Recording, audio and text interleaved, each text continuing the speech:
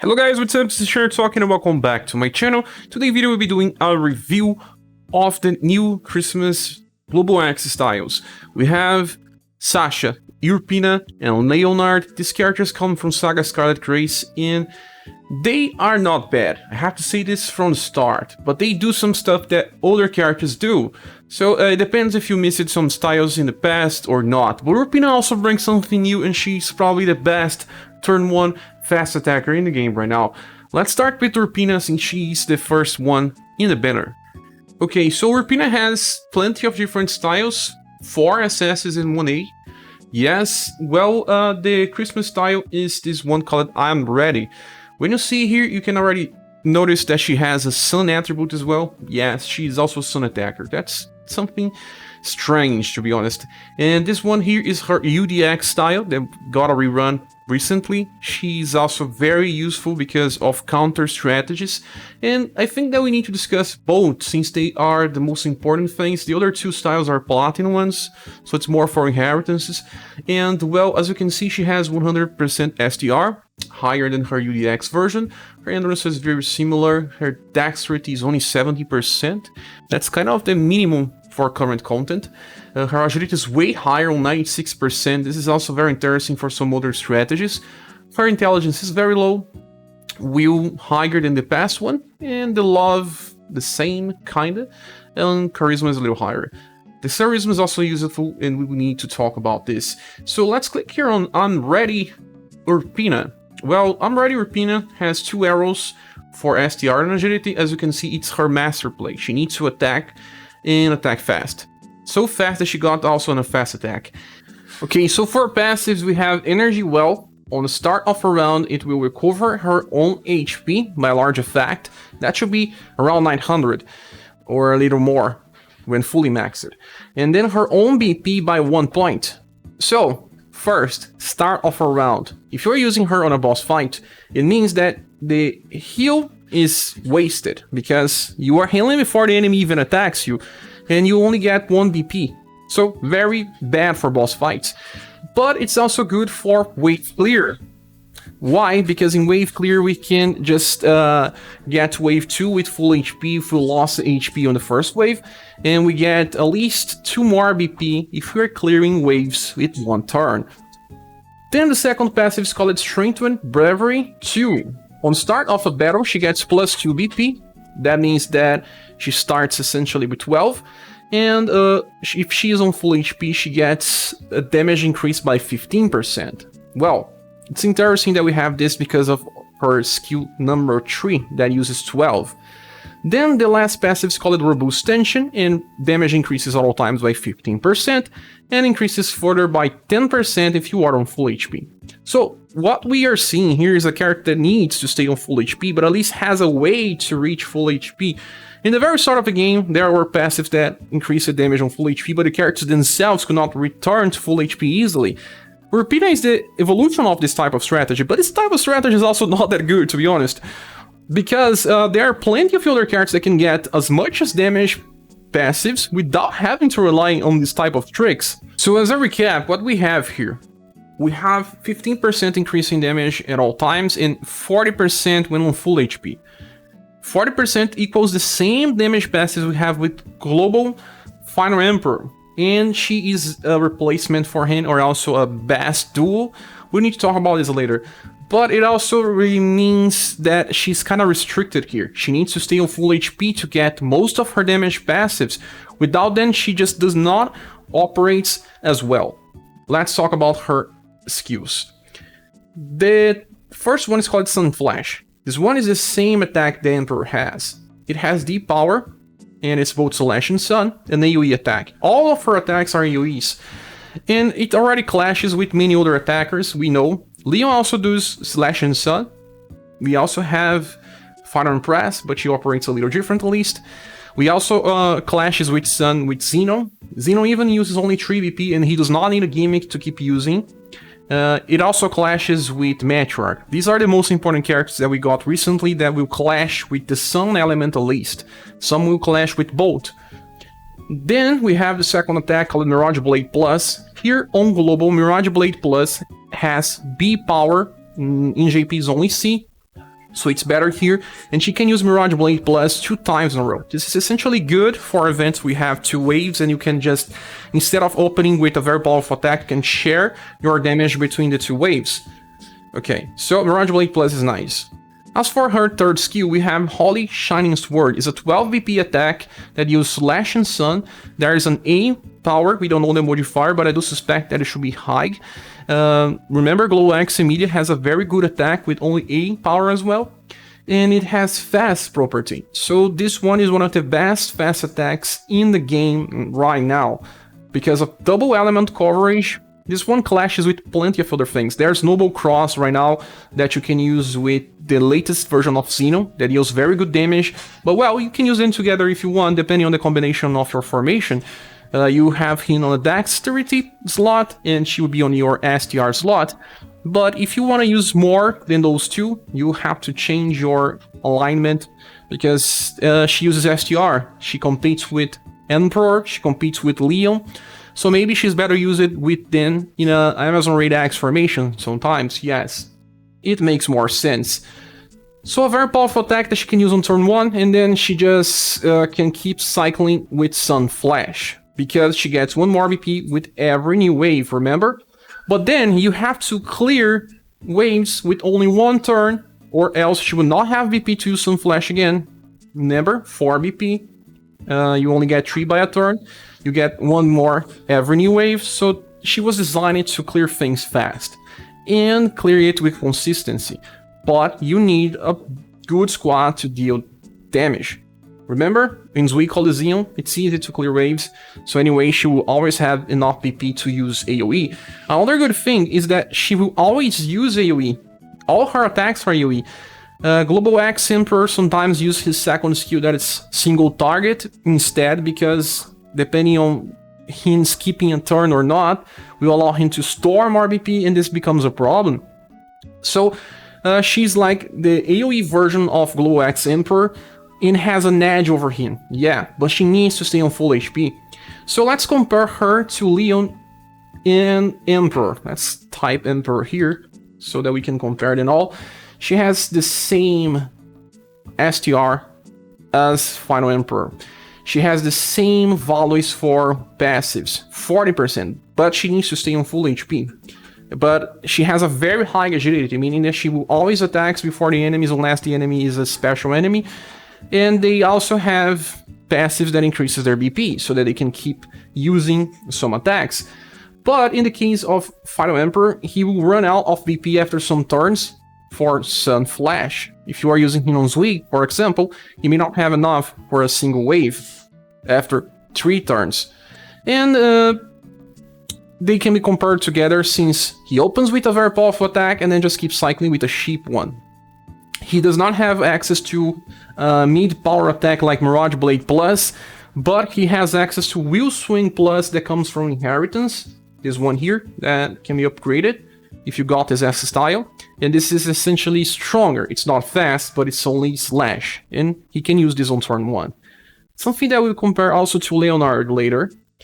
But the most important comparison is to Leon. Leon is a turn 2 fast attacker, and he also increases damage to the squad. For the start of a round, you get 10% boost to all damage to the squad. And also, all the time he will increase 5% for Slash and Sun attacks. So he increases 10% at all times for Urpina. The same thing that he already does for Emperor and Empress. So that's why they combo so well together. And if you want to use Urpina to clear 1 wave, you can use Leon to clear the second wave. And if it's an event with only 2 waves, they can clear them themselves. I was using UDX Matriarch with Leon for Sun content, and they can clear stuff very easily. There's only one problem here, because Urpina will not have enough power to clear, well, the 3rd wave by herself, so if there is 3 waves, you still need help with other characters. Since Leon doesn't have a cheap AoE, talk about Inheritance, because this Urpina can get something very nice from her UDX style. Her UDX style has 2 very important skills. One is Cross Break. It's an 8 PP attack that deals double S damage and then follow up with another attack that has the power. Essentially, this is equal to a triple S attack, and even on the strongest triple S attacks in the game. because it's cheap, only 8 BP, and well, it's only slash this time, but still okay. And all the kit from the skill to work, it's inside the skill itself. You don't need to rely on a passive to trigger Sword Breath. So this can be inherited on full potential. Very nice, and she can use this twice in a row. And then there's Torrent, a fast attack that deals damage and then enters in an evasion stance that will counter all direct attacks and evade. She even evades status ailments. And every time that she gets attacked with direct attack, she will counter with Slash and Pierce, a power attack. Very powerful, and every time she also recovers 1 BP, so that she can use this again pretty soon. And because this one also is inside the skill, if you level it up to 99, both the attack and the evasion stance gets maxed. She does not rely on any passive. But, well, charging lesson is important as well. Every time that she kills a target, she recovers BP. Sometimes she will be able to use Torrent on turn 2 or turn 3 again because of, well, killing enemies when doing the counter attack. So this is nice, and maybe still be better by using this Urpina because she gets this charging lesson passive that recovers HP and more BP when she kills. That may still be more interesting, even though she does not have the same damage passive. She only has 35, her STR is a little lower as well. But let's get back here. This Urpina can do a little more damage if those other things are not important, but the damage difference is not high. Another inheritance comes from her Platinum style. She can get doppelgangers, but it's only for those that are missing the UDX versions. It is a triple S attack with 9 BP. She will also be able to use this easily. Well, she'll be able to use this 2 times in a 3-turn cycle. There is also this attack here called Dual Whirlwind that will be upgraded in the future for double S power. She will be able to use this on turn 2. Well, it's very far from here. She is gaming for some stuff, she's not a... but it's a very powerful character for those that miss it. Global X, Emperor. New players will get a lot of usage of this Urpina, and also those people that don't have another AoE attacker, like UDX Matriarch. UDX Matriarch is very powerful and combos well with Leon. Now you have another character that can combo well with Leon for wave clearing. You still will need someone else to finish because her follow-up will not be strong enough to kill enemies in the 3rd wave. Now let's move to Leonard. Leonard is a strange character. He deals slash and blunt damage, but also stun this time. As you can see, we had a Platinum version of him with 96% STR. That's not bad. Now he has 100%. He has higher endurance on 82. His endurance is very nice. He's a little defensive as well, not that much. Dexterity is on 70%, this is like the average value for dexterity. His agility is 86, that's not that high, could be a little higher, but not bad for a great sword user. And then his will on 74. The other status does not matter. Let's open here, and as you can see, he has bonus for STR and agility, even higher for agility, and it makes sense. He needs agility desperately, because his first attack buffs stuff, and it's not fast. Okay, so with that, let's look in his abilities. The first one is Power Charge 3, so essentially he starts with 13 BP, and this is important. The second one is called Soul of Greatsword, and when attacking with Greatswords, it's different than some other passes that we had in the past, like when equipped with Greatswords. This one is when attacking with Greatswords, because characters in the future will be able to switch weapons. And damage increases by large effect, that is 15%, and the damage taken will be reduced, that is 10%. He is a little defensive and can be used in boss fights, but with some observations. And then fired up 5, he has 20% increasing damage. So in total, 35. It's less than Emperor, that has 40s, and he's also a competitor for Emperor. More into that later. But it's at least all time. 35 at all times. Different than Urpina, he does not rely on any type of gimmick. Then the first skill is called Spinning Slash. This one is a B power 24 modifier, that's pretty high. Yes, pretty high. And increases his own STR. That's nice because this is also useful for boss fights. And then the second is Marvelous Slash. This is the same attack that we have with Gray. And because he starts with 13 BP, he can also use this 3 times in a row. They are now best buddies. And this Gray that I'm talking about is a free one, so everyone had access because of the selector that was given to us. Look here, Marvelous Slash. Then you can use this together in Amazon Radar X, they will work super fine. This one here also has very high agility, and you compare 86%. Let's return. So 86% as well. They are best buddies, remember? And Marvelous Slash is just so powerful with Gray. Gray will do more damage because he has higher passives. As you can see here, he has Engage 3. This Engage 3 increases damage by 30% here, and then 20. He has 50%, a little higher. But he only deals that on start of a round. If you are on round 2, he won't do that much damage. So, well, essentially, Leonard is more stable for long fights. Then the last skill is called Overflowing Feelings. It's a 13 BP attack. Well, he can use on turn 1 because of Power Charge 3, and deals both blunt and sun damage. Yes, sun again. And there's something interesting here. It's not a fast attack, and this is a problem. That's why he has high agility, but he gives morale up and guard up medium to everyone. That is 25% reduction in damage and 25% increase in damage. Both effects on the same time, but this does not have fast. Well, this is essentially a competition to another character that we have in the game, and that is Minstrel. Minstrel has fast Darmay. This one is an 8 PP skill that does not do damage, and it grants morale up and guard up together. 25, same values, same effects. But because fast Darmay does not do damage, it uses only 8 PP, and in this one it has fast, something that Leonard lacks. So if Leonard uses Overflowing Feelings after other characters, it means that he didn't buff the damage of this other character. You are losing some potential because of that. 86% agility is pretty high, but it's not the best in the game, so characters may still attack first. Let's say that you are using this on a Rainbow Rangers formation and you want to increase the damage of the agility slot. You will not be able to do that, because they always go first.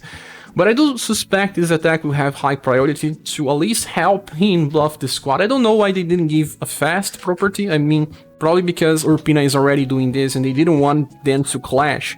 But this is kind of a bad thing on his part. Well, as you can see, this attack will be probably very powerful. And he can also just start with this in a boss fight, and then just cycling with Spinning Slash. This attack here is very powerful because of the buff and just easy to cycle with 4 BP. If you want to farm, you can just use Marvelous Slash 3 times in a row. He can also do that. It's just like Gray. Or you can also get something very nice from his S style. He has Wheel Swing that can be upgraded to Wheel Swing Plus. That is a very powerful attack that I just said in the past for Final Emperor. You can use this on turn 1 as well. He was the only one able to do that on turn 1. Now you can also use this with Leonard by Inheritance. Leonard also has blunt. I am more. Well, and for Inheritance, he does have a very interesting one coming from Wheel Swing in his S style that's available to everyone. It's on the Platinum banner. And this one upgrades Wheel Swing Plus. I was talking about this on Urpina review, that Emperor has access to this skill. No one else can do this on turn 1 besides him, and now there is Leonard.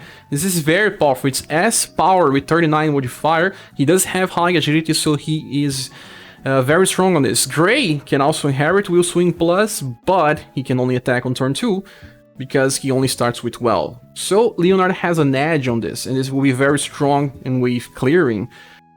So for cyclings, he can open with Overflowing Feelings and just use Marvelous Flash on turn 3, or just use Overflowing Feelings on a boss fight and keep cycling Spinning Slash. He will have to skip one turn, and then after that he can just keep using Spinning Slash more often. It's pretty good if you can take advantage of Overflowing Feelings going first, but I suspect that's better if you also have Minstrel, because after the first usage with Leonard, you can just use Minstrel instead. Because they don't exactly clash, this is not a bad combo at all. Leonard is a very strong opener in the game right now, and has access to Blunt, Sun, and Slash, 3 elements, because Leonard brings many elements. I mean, he's better for those people that skip it older attackers. He is better for those that skip it the GLEX Banner for Leon Empress and Emperor, because he just brings some parts of Emperor's kit while also adding something new. And for new players, this is a very good choice, but not so much for veterans. Overflowing Feelings is not a reason for a pity, because this one is so hard to use. He uses it once, and then when does he use again? And all the other stuff that he does can be done by other characters. But there's only one thing here: he does not have a very strong single target attack for maybe Overdrive. All the other attacks that he has with his older styles are not that good for single target. As you can see here, he does not have a real nuke for single target. So if you are in a boss fight, you open with Overflowing Feelings and then you just keep using Spinning Slash, well, you will have to keep using Spinning Slash. Does that mean that he's bad? No, he just offers a lot of things that comes from different styles in a single character, so you're essentially having a good value if you don't have them. And now it's time to talk about Sasha. She only had a freestyle before, so it's kind of worthless to compare their status. Well, we have 51 endurance, that's not that bad for a mage. We have 84 agility, that's not that bad for a healer. But average values. We have intelligence 100%, that's just like the staple for damage dealers. At least she does have good intelligence when compared to other healers, like even Blue Princess White Rose. Even bonus for that, she also has 75 love and also bonus for love, because she can also heal and she does that very well. She's the most unique character of this bunch. In Sasha's case, I will talk about the skills before talk about passives. The first one is called Purify, and this one is very similar to Ray of Hope, but it heals less but uses less BP. 4 BP is very nice, and she will cleanse targets for all status elements. The healing should be good enough for more than 1.2 thousand in most cases. Then the second attack is called Water Hammer. We saw this before, it's a very useful skill because it deals damage with cold and blunt. The modifier is 25, is not that bad for 6 BP, and it debuffs intelligence for targets, but there's a small chance to debuff. Because she's a mage, well, it means that she will always be landing debuffs unless the enemy has a very, very high will. And although she competes with other characters like Summer Ocelus to debuff, she only uses 4 BP, and she can also debuff intelligence further with passive, or Genie that uses only 2 BP. But in fights where you also need a healer, this is interesting. She also competes with Stun Yunzin that can do the same things, or even the last version of Yunzin. But that's nice, since if she's on a boss fight, she always has something to do. Different than blue version of Princess White Rose that needs Choco Balls from another style to be able to debuff in a boss fight. Then there is Forest Geyser. This attack here is 10 BP, both Slash and Cold. It's strange that it has Slash. This is a very unique skill, to be honest. It's AoE and deals B power. I don't know the modifier, it should be high. And then it will reduce all enemies' will by small effect, that should be 15% on max volley. And will also buff all surviving alliance will by small effect too. So 15% for both. The problem here is the cost, because we have Psycho Noise, an attack that comes with Evelyn. Evelyn is not a healer, but it's a debuffer. In this role we have to compare them both. And she has Psycho Noise with Inheritance from her S style. It's way less powerful, of course, but it has 2 effects as well. But in this case, it debuffs intelligence and will from targets. Here we have something that is both a debuff and a buff. That is interesting, but the cost is not so impressive. Here, let's try to understand why she debuffs will and buffs your will. You are bringing Sasha probably in a boss fight that use spell damage, so debuffing the intelligence makes more sense. But right from the start, if you are buffing your will as well, you are reducing the chances of being inflicted with status elements. But also, when you debuff the will of your enemy, it means that if you have older debuffers that are not mages, they will be more likely to land their debuffs. And if you are using Meteor to eventually increase your intelligence of the whole group, they will essentially get such a high intelligence that they will not need another Forest Geyser anymore. So she opens with this to reduce the will for your boss to start inflicting debuffs with other characters with a higher chance, and then she would just stick to use Water Hammer and Purify. You can even inherit her other heal skill, that's Water of Life, because this one is 3VP, means that she can use this all the time. If you don't need cleanse, maybe this one is enough. She also has this AoE attack from Bubble Burst that is okay, but I don't think that she's a main damage dealer. Her skills are more designed to debuff or heal. So Sasha is very unique when you look on the skills. But let's look on the passives. They are even more unique. The first one calls Benevolent Teaching, and when she heals with either Purify or the other skill, Water of Life, she will do two things. The first one is recover everyone in the party for 150 around, because it's a very small effect. It's not impressive, but it helps depending if only one character got hit by a nuke and the other characters got hit by an AoE. It will help you get back to close to full HP or full HP, and then she will also get healed. So your healer will always be on full HP, so you don't need to heal the healer. Yeah, it's funny, but it's kind of interesting, because sometimes when your healer dies, it's a waste of a strategy. Maybe you don't have another healer. At least she's better as being the solo healer than some other options. Then the second is called Breath of Vitality. On the start of her turn, she has a high chance, that means 37, to recover HP and BP. BP is nice because she will just have more for Purify instead of Water of Life. And HP means that she will stay on full HP or close to most of the time. Your healer won't die easily. And then the last one is called Weak Tension. The damage will increase when she attacks by 15% and also 10% more when attacking a weak target. So it's not that bad as a character for damage too. So we have plenty of things with this Sasha. None of them are prime. I mean, it's an interesting kit with a character that don't need inheritance from premium styles. She can debuff intelligence, but we do have other options, like Joe can get that from story mode from her A style. Water Hammer is not that unique. There's also Undine with access to this and other intelligence debuffers as well. We'll also get more in the future. Forest Geyser is interesting when you start of a fight like the current one in the Christmas event, where the enemies use like 6 AoE attacks, so that will help you in this type of fights. And Purify is also nice. We just cleanse as well, not all healers can cleanse.